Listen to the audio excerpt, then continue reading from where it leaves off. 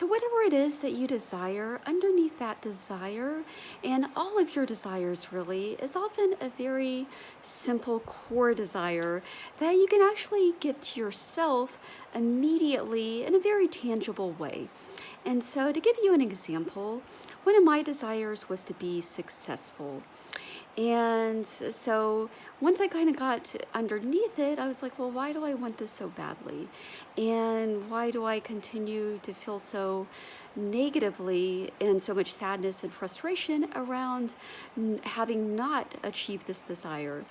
And then I realized what I uncovered was that I wanted my family, I felt like if I was not successful, my family would not be proud of me, or they would not approve of me.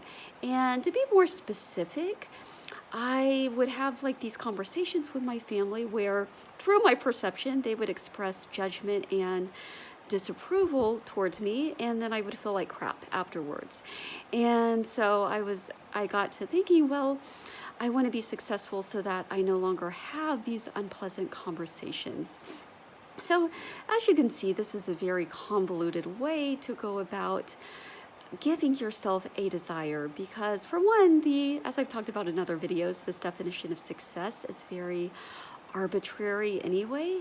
And on top of that, even this perception that my parents were expressing judgment and disapproval towards me, it was all coming through my filter, through my perception. And really, as I've talked about, because everybody is you pushed out, whenever something triggers you, it's really just kind of reflecting back to you whatever you've been holding back, whatever you've been thinking about yourself. But really, it's kind of bringing to the surface, in a lot of cases, at least for me, things that you've been repressing about yourself. And so it was really just reflecting back to me the judgment and disappointment I was feeling towards myself, and the disapproval that I was feeling towards myself. And so like I said, it was this very kind of convoluted way of going about doing it, when really I recognized that all of this whole story around not being successful, or even being successful, and then my parents either approving or disapproving of me, that it was all just the story that I was creating anyway. And so really what I really wanted underneath all of that was I really just wanted to be accepted. I really just wanted this relief and this knowing that what I was doing was enough. And so I kind of started by kind of encapsulating a feeling around all of this, or a statement around all of the sadness and frustration that I was feeling. And the statement was, nothing that I do is ever enough. And so no amount of manifestation processes that I was doing, and no amount of being, positive, being a good person, no amount of action and hard work that I was taking was enough.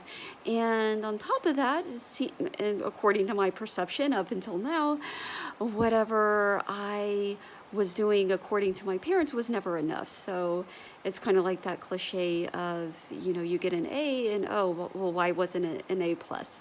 So that sort of thing. So it's this feeling that nothing I do is ever enough. And so I put words to it essentially, and then I just kind of felt into it. And I gave that part of me that felt that nothing I do is ever enough, I gave it love and acceptance.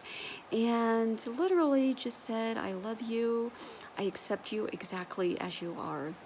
Not looking to change it, not looking to flip it into something more quote unquote positive, or flip it into an opposite statement, but just sitting with it and just giving it that love and acceptance, which was really what I was looking for anyway. And as I did that, I found that all of that, the sadness, the frustration, the anger, that all of that just started to melt away. And essentially I was just left with myself. And I recognized that the love and the approval that I was seeking, that I could give it to myself at any moment. And I really recognize now what all these manifestation teachers were saying, right? That the outside world, or the perceived outside world, is never going to give you what it is that you're looking for. And I realize that that can be, especially if you're struggling, that can be not a very fun thing to hear. But I think a way of kind of turning that around and kind of making it so it's more empowering for yourself is that you don't need the outside world to give you whatever it is that you want. You don't need to rely on any of that. You don't need anything outside of you to be different. You don't need the people around you to act any differently. You don't need the world to act any differently. You don't need the client or your bank statement. You don't need any of that to be any different to feel really awesome right now.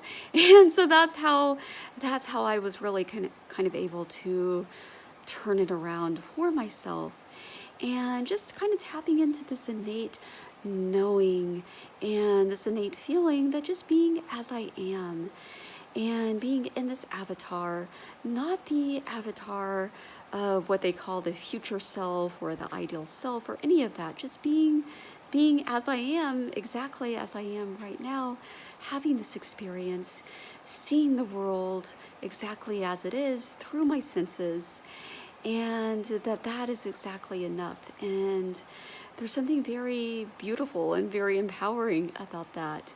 And just feeling that love, that is source, that is God, flowing through me and as me.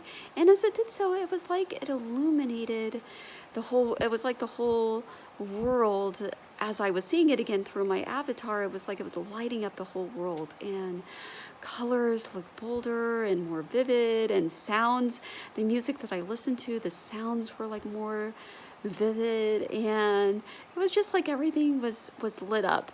And it was like the experiences that I used to do psychedelics to in order to get these experiences, but it was like none of that was required either. And it was just this knowing that God, a source, whatever you want to call it, always accepts you exactly as you are. And it's just this very pure, very unconditional love.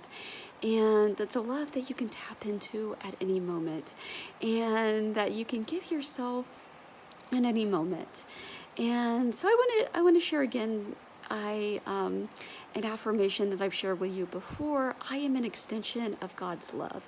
Or sometimes what I'll do is I'll actually kind of turn it around into why statements or into questions and say, why am I an extension of God's love? Why am I the resurrection and the life? Why am I the balancing breath? Why am I everything I desire most right now? And shout out to Ronaldo too. I'll give a link to his channel, but I've been working with him, and he has inspired a lot of this. But that's what I want to leave you with today, is just whatever it is that you're struggling with, or whatever desire that you have where you feel like there's this intense craving around it, and you feel like there's this really wide gap between where you are and where you want to be, that the gap really isn't as wide as you think. And once you identify what the core desire, what the root desire is, kind of that I would call it, I guess, primitive is the very, or maybe instinctual. I like instinctual better. It's that instinctual craving for love, for acceptance, for freedom, that's really beneath all desires. And once you identify that, being able to give it to yourself in any moment, and being able to be there for yourself in any moment, no matter where you are. And that's the beautiful thing too, is that every now moment is a clean slate.